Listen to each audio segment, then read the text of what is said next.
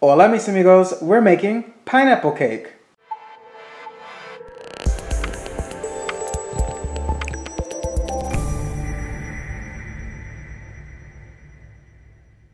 Here we have a half a cup or 1 stick of butter that is unsalted, and we are going to add 1 cup of granulated sugar and 2 eggs. And we're just going to beat this with our mixer on low speed until it's nice and creamy.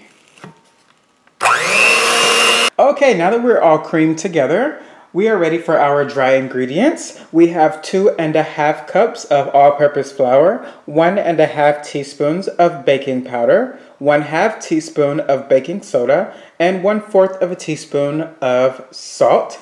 And we will need for this recipe also a 20-ounce can of crushed pineapple, and we want to reserve that juice. So here I have the juice, and for me the juice was about 1 cup. So what we're going to do is we're going to rotate between adding our dry mixture and that reserved juice, blending until we run out of ingredients. So I am going to start with the dry ingredients.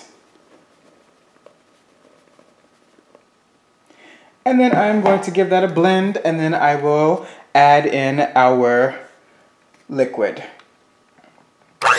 Okay, some of our flour mixture has been well blended, so now we are going to add some of the pineapple juice. And then I'm just going to keep rotating between these until I am done, and then I will be back. Okay, now that our ingredients are nicely blended, we want to add in that 20-ounce can of pineapple that we have drained, and we're just going to fold that in. Now we are ready to add our pineapple batter into a 13 by 9 inch baking dish that we have prepared with some cooking spray. Now that our batter is evenly spread in our baking dish, we're ready to prepare the topping. You will need 3/4 of a cup of packed brown sugar. I'm using dark brown sugar for more flavor, but you can use the regular light brown sugar if you like. 3/4 of a cup of chopped pecans, and 3/4 of a cup of coconut flakes. And we just want to combine all of these ingredients together. And now that I'm making this, I wish that I had some macadamia nuts. I think that would probably be better for this recipe. And now we just want to sprinkle this mixture right over top of our batter.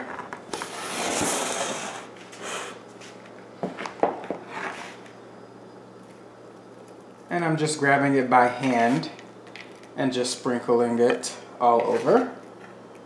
Next, we are going to just very lightly pat it down just to make sure that the nuts, whichever nuts you are using, are into the batter. But keep in mind that it is a cake, so it is going to rise.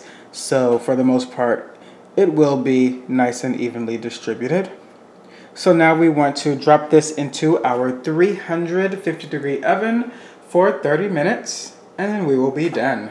Okay, we are out of the oven. I let it go for 30 minutes, and then I inserted a toothpick in the center, and it did not come out clean. So I allowed it to cook for an additional 10 minutes, so 40 minutes total, and now it is perfect.